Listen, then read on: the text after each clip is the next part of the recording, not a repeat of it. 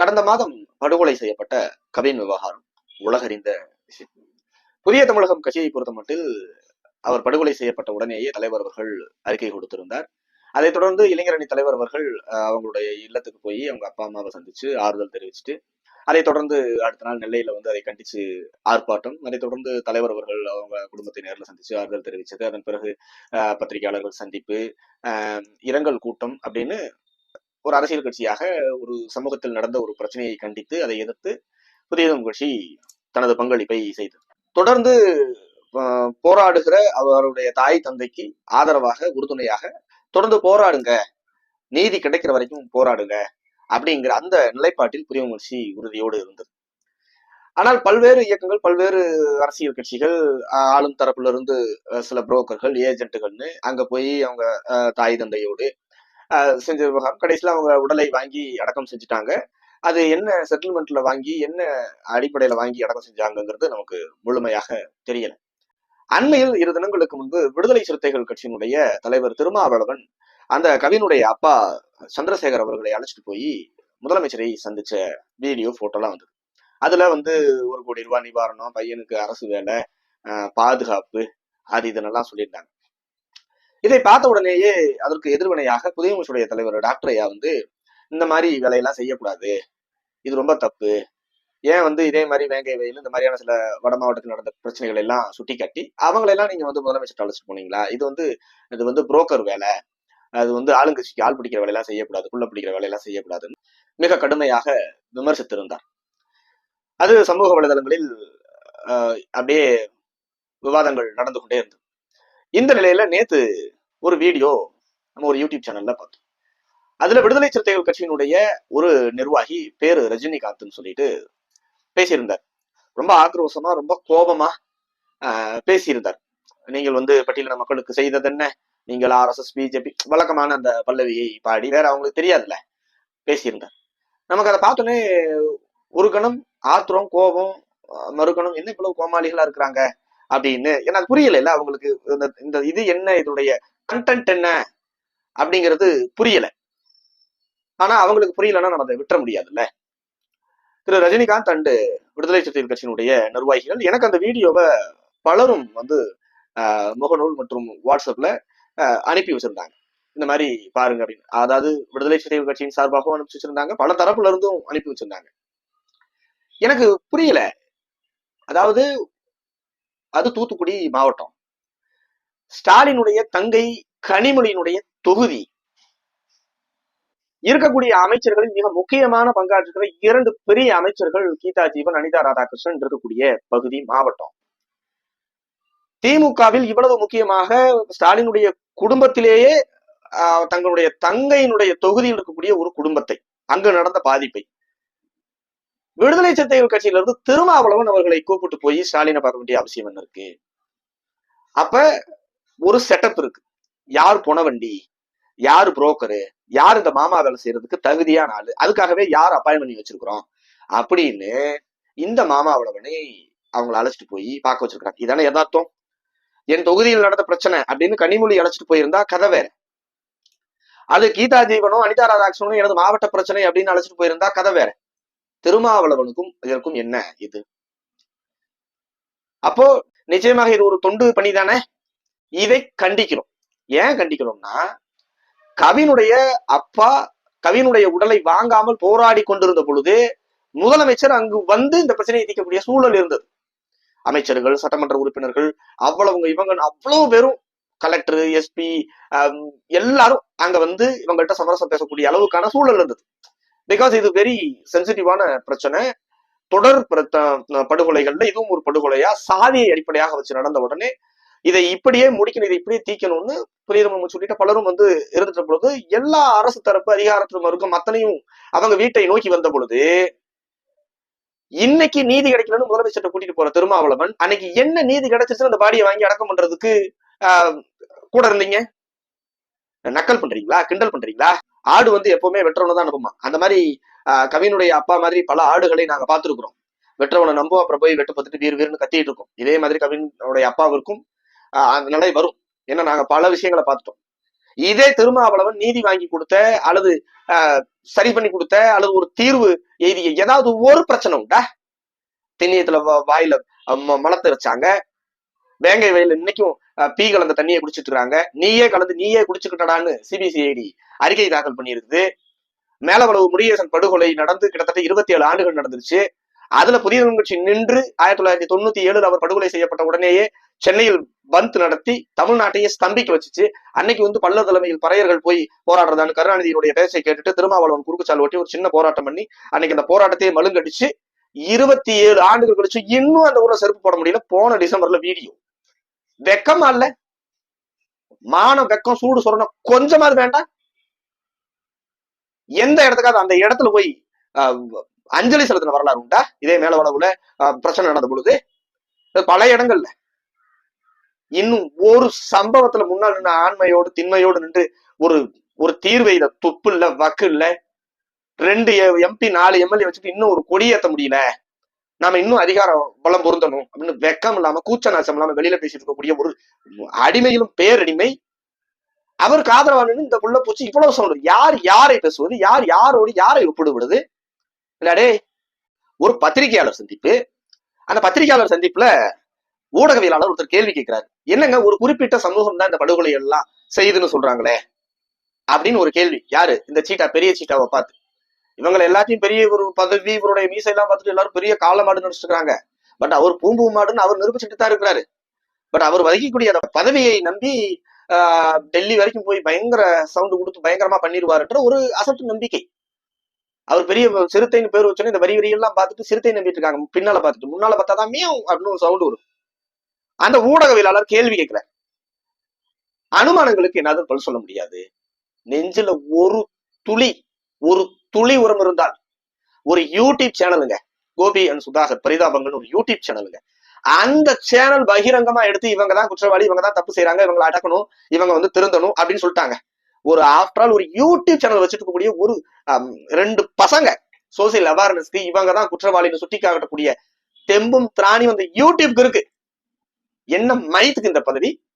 ஒரு நாடாளுமன்ற உறுப்பினர், இன்னொரு நாடாளுமன்ற உறுப்பினர் துணைக்கு 4 சட்டமன்ற உறுப்பினர். வெக்கம் இல்ல? கொஞ்சமாவது மான வேண்டாம்? இந்த வைகோ வந்து நீங்க இந்த மக்கள் நல கூட்டணி வச்சிருந்த பொழுது வைகோ கருணாநிதியை பத்தி இதுக்கு வேறு தொழில் செஞ்சுட்டு இருக்கும் போது உங்க ரவிக்குமார் பார்த்து சிரிச்சாரு பாருங்க. இது நீங்க செய்யறதுக்கு பேரு தான் வேறு தொழில்.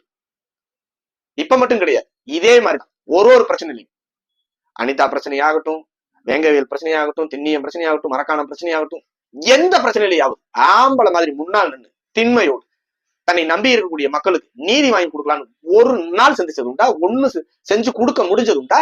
ஆமா இந்த வீடு விளங்காதும்பாங்க பாருங்க, அந்த மாதிரிதான். கச்சனத்தம் பிரச்சனைகள் 4 பேரை வெட்டி படுகொலை செய்யறான்.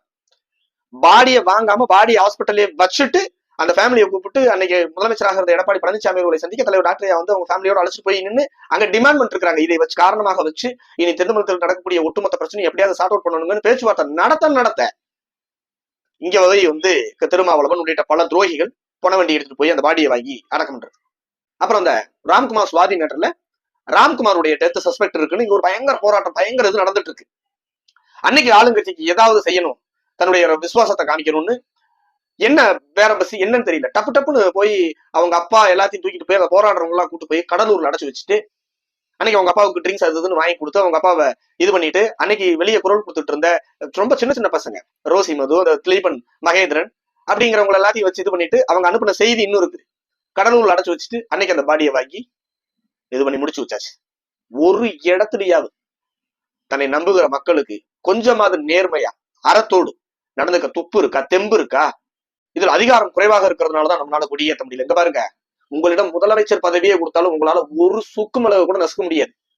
இந்த ஒரு படத்துல, தமிழ் படம்னு ஒரு படம், அதுல சொல்லுவாங்க, டி நான் நீங்க செஞ்ச எல்லாத்தையும் செஞ்சு முடிச்சுட்டேன், எனக்கு இன்னும் பதவி உயர்வு கொடுங்க அப்படின்னு ஒரு காவல் அதிகாரி கேட்பாரு. அதுக்கு அந்த டிங்கிற கேரக்டர் சொல்லும், யோ நீதாயா டிஜிபி, இதுக்கு மேல உயர் பதவியே கிடையாதுயா காவல்துறையில அப்படின்னு சொல்லுவாங்க, ஒரு நகைச்சுவை. அந்த மாதிரி திருமாவளவனுக்கு நீங்க சர்வதேச அளவில் உயர் பதவி கொடுத்தாலும் தெரியணும்ல, ஃபர்ஸ்ட் தான் அடிமை இல்லை, தன்னை நம்பி இருக்கிற மக்களை அடிமைத்தனத்திலிருந்து விடுவிக்கணுங்கிற அந்த அறிவு இருக்கணும்ல. நம்மளுக்கு என்ன வைத்தறிச்சல்னா, தான் குடிக்கிற தண்ணியில தானே பிய கலந்தான்னு சொல்லிட்டு ஒரு ஊர்ல பிரச்சனை பண்ணி ஒரு கேட்கறதுக்கே நாராசமான ஒரு விஷயம் நடந்துட்டு இருக்கு. இன்னைக்கு தேதி விடுதலை சிறுத்தை கட்சிக்காரன் பலர் கொடியேற்ற முடியாம, உள்ளாட்சி பிரதிநிதிகளாக பதவி ஏற்க முடியாம, மதுரையில ஒரு நடமாடு மருத்துவம், அந்த மக்கள் முதல்வர் இருந்தது ஒரு திட்டத்தின் அடிப்படையில ஒரு பறையர் சமூகத்தை சேர்ந்த நர்ஸ் போய் ஒருத்தருக்கு வைத்தியம் பாக்குறாங்க. ஒரு பறச்சி என் கையை பிடிக்கிறதான்னு கேட்டு பிரச்சனை கேட்க போன அந்த நர்ஸுடைய கணவருக்கு அறிவால் விட்டு. இந்த சூழ்நிலையில சமூகத்தை வச்சுட்டு இப்படி இருக்கக்கூடிய ஒரு ஒண்ணுக்கும் உதவாத அப்பட்டமா அருந்ததியர் 3% உள்ஒதுக்கீடு விவகாரத்துல அப்பட்டமா பறையர் சமூகம் பயங்கரமான பாதிப்புக்கு உள்ளாகுது. அன்னைக்கு உடன் இருந்த அந்த பாதிப்புக்கு பறையர் சமூகத்தை பழி எடுக்கக்கூடிய அந்த பாதிப்புக்கு உடன் இருந்த ஒரு ஆளை நம்பிக்கிட்டு ஒரு 4 பேர் கூடிய இந்த மாணவ சமூகத்துல பறையர் சமூகத்துல ஒரு 4 பேர் கூடிய அந்த கண்டிக்கிறதுக்கு ஆள் இல்ல. வெக்கமா இருக்கு, வேதனையா இருக்கு, அசிங்கமா இருக்கு. இதுல இவங்க சவுண்ட பாக்கணும். அச்சோ தலைமைச் செயலகம், முதலமைச்சர், டே தற்குறி, பாதிக்கப்பட்டவர்களை நோக்கி அதிகாரத்தில் இருப்பவர்கள் வந்து சமரசம் பேசணும். அதுதான் முறை, அதுதான் சரி. அப்படி இல்லையா அந்த பிரச்சனை முடியறதுக்கு முன்பே அந்த பிரச்சனை சூடோடு இருக்கும் பொழுதே பார்த்து பிரச்சனையை பேசணும். அதுதான் நியதி. 1995 கொடியன்குளம் தாக்கப்படுது. தாக்கப்பட்ட பொழுது கவரு சோறு இல்ல, குடிக்க நீர் இல்ல, குடியிருக்க வீடு இல்ல, குழந்தைக்கு கொடுக்க பால் இல்ல. இதுதான் அந்த ஊருடைய நிலைமை. அடிச்சு கிராமமே தரமட்டமாகுது. தலைவர் அவர்கள் அங்க காலடி எடுத்து வைக்கிறார், மக்களை சந்திக்கிறார், மக்களுக்கு உணர்ச்சி ஊட்டுகிறார், எழுச்சி ஊட்டுகிறார். முதலமைச்சர் அன்றைய தேதியில் முதலமைச்சராக இருந்த அம்மையார் ஜெயலலிதா அவர்கள் இந்த மக்களை சமரசம் செய்ய அந்த ஊருக்கு வர்றாங்க. காலை கீழே வைக்க விடலடா பிளடி ராஸ்கல். தன்மானம் சுயமரியாதை என்பது யாருக்கு கத்துக் கொடுக்கறது? கெண்டக்கால் மைத்துக்கு சமமாங்களா நீங்க எல்லாம்? தலைவருக்கு என்ன பதவி? 6000 ஓட்டு, 5000 ஓட்டு. அம்பேத்கரை தோக்கடிச்ச பூமிடாது. வாக்கு அரசியலில் என்ன அளவிடுறீங்க? வாக்கு அரசியல்ல 2011 திமுக எதிர்கட்சி கூட கிடையாது, தூக்குல தூங்கிட்டாரடா கருணாநிதி. முட்டா பயல. இங்க பாரு, மக்களுக்கு போராடுகிறவர்கள் மலங்காட்டுக்குள்ள மறைஞ்சு வாழ்வாங்க. மக்களுக்காக யாரை எதிர்த்து போராடுவாங்க? மக்களால் தேர்ந்தெடுக்கப்பட்ட மக்கள் பிரதிநிதிகளை எதிர்த்து போராடுவாங்க. இதாண்டா யதார்த்தம். போராளிகளின் சூழல் அதுதான். வெறும் வாக்கு அரசியல், வெறும் பண மதிப்பீடு, அந்த பந்தா, அந்த பதவி, இதுவல்ல எங்களோட சொத்து, எங்களுடைய பலம், எங்களுடைய சுயமரியாதை, எங்களுடைய லட்சிய இலக்கு, எங்களுடைய உறுதி. குடிக்க சோறு இல்லடா, குடிக்க தண்ணி இல்ல. மக்கள் சக தன் சமூகத்தை சேர்ந்தவர்கள் கலெக்ட் பண்ணி கொண்டு கொடுத்த உதவியை நாடி அதுலதான் சோறு தின்னானே தவிர அரசாங்கம் கொடுத்த நிதி வேணா ஒண்ணு வேணா தூக்கி எரிஞ்சான்டா. அப்பேற்பட்ட மக்களாக 30 ஆண்டுகளாக அந்த மக்களை தட்டி எழுப்பி உணர்வு கொடுத்து இன்னைக்கு சுயமரியாதையோடு தலைமை வர செய்து வச்சிருந்தா புறவாசல் வழியா வந்து முறவாசல் செய்யறதெல்லாம் புரட்சின்னு பேசிட்டு இருக்கிறேன். இங்க பாரு, நீ செய்யறதெல்லாம் புரட்சி கிடையாது. உன்னை நம்பி வந்தா 5000 ரூபாய் ரொக்க தொகையும் 5 கிலோ அரிசியும் கிடைக்குமே தவிர ஒன்னும் நீதி எல்லாம் கிடைக்காது. நீ நீதி வாங்கணும். ஒரு விஷயத்த சொல்லு. வெள்ளை அறிக்கை, கண்டதேவி, இரட்டை குவளை முறை, இந்த மாதிரி 1000 பிரச்சனை நாங்கள் சொல்லி வச்சு எங்கெங்கெல்லாம் ஆதிக்கம் இருந்ததோ அங்கெல்லாம் போய் நின்று களமாடி சண்டை செஞ்சு அந்த மக்களை தலைநகர வச்சிருக்கோம். வெக்கம் இல்லாம யார விமர்சிக்கிறது? இதான் லாஸ்ட். தென் தமிழ்நாட்டுல வட தமிழத்தோட வச்சுக்கணும். தென் தமிழ்நாட்டுல இது மாதிரி ஒரு பாதிப்பு ஏற்படும் பொழுது அரசாங்கத்துக்கு ஆள் பிடிக்கிற வேலையும் சமரசம் செய்யற வேலையும் ஏதாவது ஒரு லீடு எடுத்துட்டு நீயோன்னு கத்திட்டு வந்தா உங்களுக்கும் இருக்குது, உங்களை கூட்டு வரவனுக்கும் இருக்குது. எவ்வளவு பெரிய பிரச்சனை! அப்பட்டமான ஒரு சாதிய படுகொலை. 2 லட்சம் ரூபாய் சம்பளம் வாங்கக்கூடிய ஒரு பையனை வெட்டி கொண்டிருக்கிறாங்க. இன்னும் குற்றவாளிகள் கைது செய்யப்படல. போய் பாடியை வாங்கி அடக்கம் செஞ்சு வச்சுட்டு இன்னைக்கு அந்த அரிய பிரசங்க உங்க அப்பா கூட்டு போயிட்டு பாத்துட்டா நீங்க பெரிய சமூக புரட்சியாளர். ஏன்னா தீர்த்து வச்சிருக்கீங்க இது வரைக்கும்? ஒரு பிரச்சனை, ஒரு பிரச்சனை சொல்றேன், ஒரு பிரச்சனை. 4 எம்எல்ஏ, 2 எம்பி, இந்த மயிரை புடுங்கிறதுக்கான பதவி. ஒரு பிரச்சனையை நின்று தீர்த்து கொடுத்தோம். ஒண்ணு சொல்லு. நாங்க அதுக்கு போறானோ இதுக்கு போறானோ. மாஞ்சோலையில பிரச்சனை எல்லாம் முடிஞ்சிருச்சான். இவர் போய் இழுத்து விட்டார். டேய் அயோக்கிய பயண, பிரச்சனை எல்லாம் முடிஞ்சு போய் சமரசமான மக்கள் தான் 50,000 பேருக்கு மேல திரண்டு போராட வந்தாங்களா? அந்த மாஞ்சோலை விவகாரத்தின் குற்றவாளிடா திருமாவளவன். தொழிலாளர்களாக ஒன்று திரண்டு போராட வந்த மக்கள் மத்தியில சாதியை புகுத்துற சகுனிடா திருமாவளவன். கருணாநிதியினுடைய பேச்சை கேட்டு அன்னைக்கு பிரதேச சமூகத்தை கலந்து கொள்ளல. அன்னைக்கும் இவரை காப்பாத்துறதுக்கு தாண்டா அத்தனை பேர் தலை கொடுத்தது பண்ணா, இவரை அட்டாக் பண்றதுக்கு, இவரை கொண்டு செய்யறது தாண்டா திட்டமே போட்டாங்க கருணாநிதி கவர்மெண்ட். நீ எங்க வந்து யாருகிட்ட என்ன பேச்சு பேசிட்டு இருக்கிற? நீ சத்தமா பேசிட்டா நீ பெரிய சமூக நீதி காவலர்கள் ஆயிருவீங்களா? இதுக்கு சத்தமா வெளியில பேசிட்டு காது குத்து, கல்யாணம், திருமண நாள், இதுக்கு போய் வாழ்த்து சொல்லிக்கிட்டு சால்வையை கொடுத்துக்கிட்டு செருப்பு கழட்டி அடிச்சாலும் வெளியில போக மாட்டேன்ட்டு போய் அந்த அறிவாலயம் வாசல் இருக்கிறதுக்கு பேர் பெரிய புரட்சி. நீங்க எல்லாம் பொது தொகுதிக்கு ஆசைப்படலாமான்னு கேட்ட திமுகவுல மண்டி போட்டு கவட்டுக்குள்ள பூந்துக்கிட்டு 100 பேர் 200 பேரோட பிரேயர் சும்மா இருக்கிறாங்க. பல லட்சக்கணக்கு தமிழ்நாட்டிலேயே மிகப்பெரிய எண்ணிக்கை கொண்ட சமூகம் அந்த சமூகம். தமிழ்நாட்டுல அந்த சமூகம் இல்லாத மாவட்டமே கிடையாது. அவ்வளவு பெரிய சமூகத்தை, யானை பலம் கொண்ட அந்த சமூகத்தை கோயில்ல கட்டி வச்ச யானை மாதிரி மாத்தி அந்த சமூகத்தினுடைய மாண்பை கெடுத்து மரியாதையை கெடுத்து நிரந்தர அடிமைகளாக்க திட்டம். 5 லட்சம் பேருக்கு மேல இருக்காண்டா சென்னையில. வீட்டை காலி பண்ணிட்டே இருக்கான். ஒரு இடத்த தடுத்து நிறுத்த முடிச்சா அவங்களால? போய் சமரசம் செய்யறது, அந்த மக்களை எப்படியாவது வெளியே அனுப்பி விட்டு அதிகார வர்க்கத்திற்கு சால்ரா போடுறது. முதுகெலும்புன்னு ஒண்ணு வேண்டாம். ஊர்வன இருக்குல்ல, மண்புழு கூட நீ போய் டக்குன்னு பிடிச்சனால வராது, திருப்பி பார்க்கும். தன்னால் முடிஞ்ச அளவுக்கு போறான். அந்த மண்புழுவுக்கு இருக்கக்கூடிய திறம் கூட இல்ல. நீ வெக்கம் இல்லாம தனக்குத்தானே ஒரு நிகழ்ச்சி நடத்திக்கிட்டு, தனக்குத்தானே பிறந்தநாள் விழா கொண்டாடிக்கிட்டு, தனக்குத்தானே 4 பேரை கூப்பிட்டு வந்து மேடை அமைச்சு பேசுறான்னா பெருமையா பேசுவான். இதெல்லாம் உண்மையான பெருமையா? இதெல்லாம் உண்மையான பெருமையா? எது பெருமை? இந்த பிரச்சனை வந்துச்சு, இதுல நான் தலையிட்டேன், இதை முடிச்சு வச்சேன், இனி இந்த பிரச்சனை வரவே வராது. எங்க தென் தமிழ்நாட்டுல வட தமிழ்நாட்டுல நடக்கிற மாதிரி நடந்துட்டு இருக்கிற மாதிரி தென் தமிழ்நாட்டுல ஏதாவது பண்ண முடியுமான்னு பாரு, விடுவோமான்னு பாரு. நாங்குநேரில சின்னத்துறைங்கிற மாணவனை போய் அடிச்சிடுறாங்க, பிரச்சனையாகுது, கொலைவெறி தாக்குதல் நடக்குது. சில தினங்களுக்கு பிறகு என்ன செய்யுது பள்ளிக்கல்வித்துறை, அந்த பையனை அங்கிருந்து வேற ஒரு ஊருக்கு மாத்தி அங்க படிக்க வைக்குது. இந்த கவர்மெண்ட் தான் நீ கவினோட அப்பாவை கூட்டு போய் நீதி வாங்கி கொடுக்குறியா?